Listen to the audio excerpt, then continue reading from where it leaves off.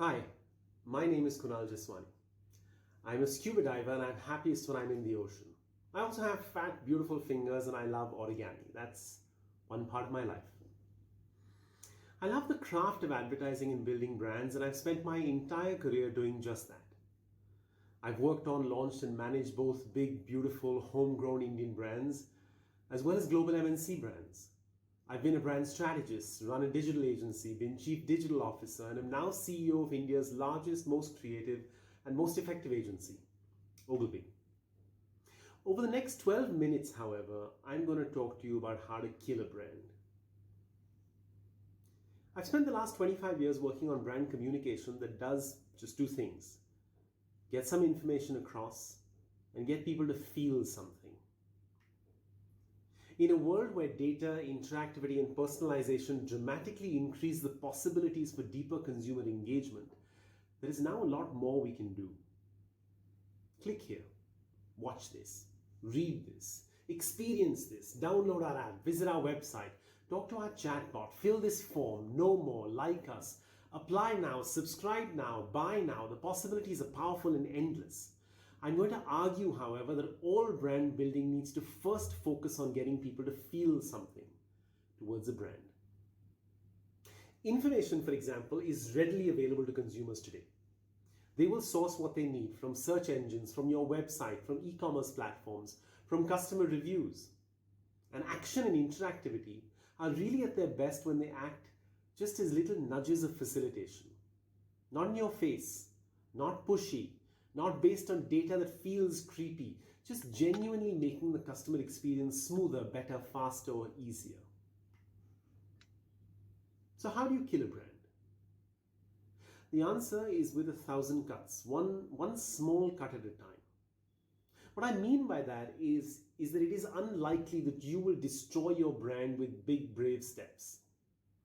It's more likely that you will play a small role in killing your brand by playing it safe, by refusing to take risks, by refusing to take a bold, polarizing position, by refusing to do or say anything that might lead to any negative feedback, by not doing enough to make people feel something powerful towards your brand, by playing your role in making the brand boring and forgettable.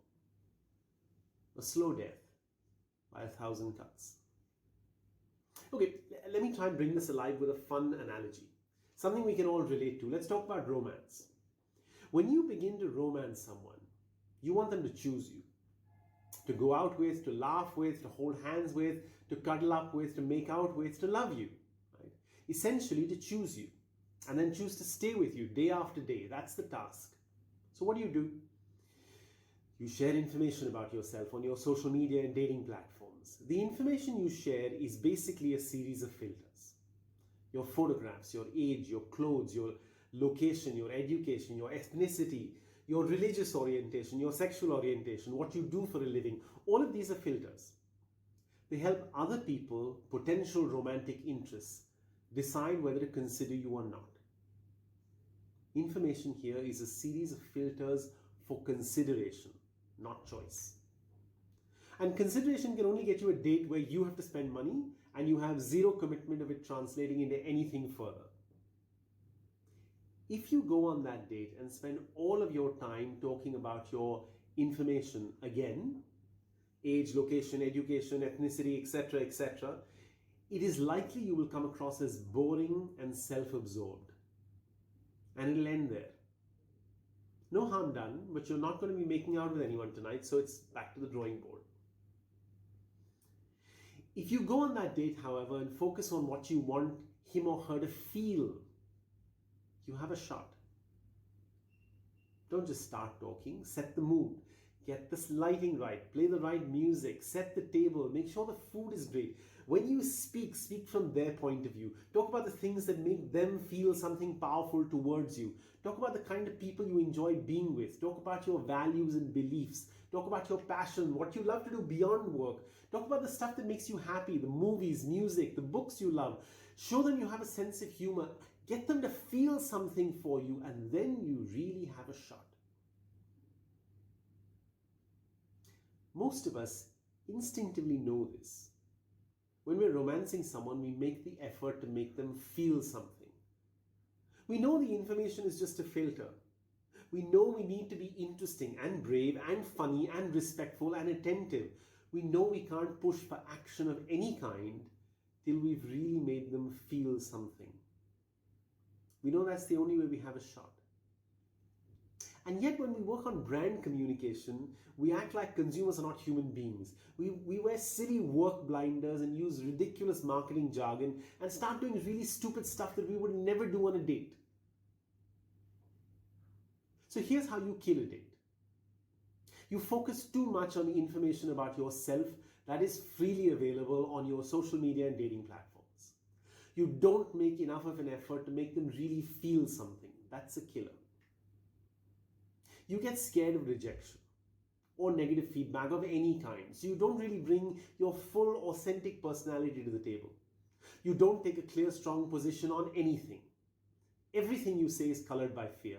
So in avoiding anything that might elicit a negative response, you end up not being interesting at all. That's a killer.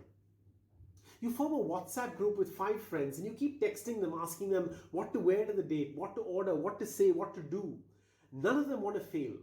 So each of them in their own way doesn't let the group take a risk. You end up coming across as boring, undifferentiated and unattractive. That's a killer. Now let's talk about how you kill a brand. You focus too much on information about the brand that is available freely on your website and your social media platforms. Is it sounding familiar? You don't make the effort to make your consumers really feel something. That's a killer. You get scared of negative social media chatter of any kind, so you don't really build a full authentic personality for your brand. The brand doesn't take a strong, clear position on anything. Everything the brand says is colored by your fears. So in avoiding anything that might elicit a negative response, the brand ends up not being interesting at all. That's a killer. You form a committee of decision makers, much like that WhatsApp group. None of them want to fail, so each of them in their own way doesn't let the group take a risk. Your brand ends up coming across as boring, undifferentiated and unattractive. That's a killer.